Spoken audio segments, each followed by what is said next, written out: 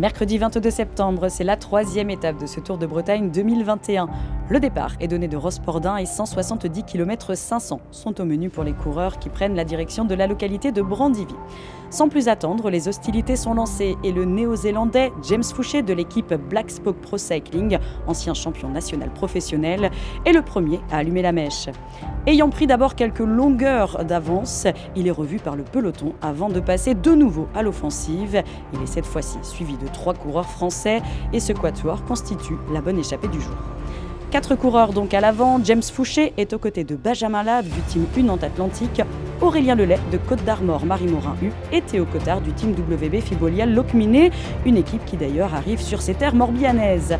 Les échappés compteront jusqu'à 4 minutes et 50 secondes d'avance sur un peloton jusqu'à ce que les Rouges et Noirs d'Arkea Samsic mettent en route au peloton. À 43 km de l'arrivée, toujours sous l'impulsion des hommes d'Emmanuel Hubert, l'écart a fondu de plus de moitié et au premier des 5 passages sur la ligne, celui-ci n'est plus que de 1 minute et 50 secondes.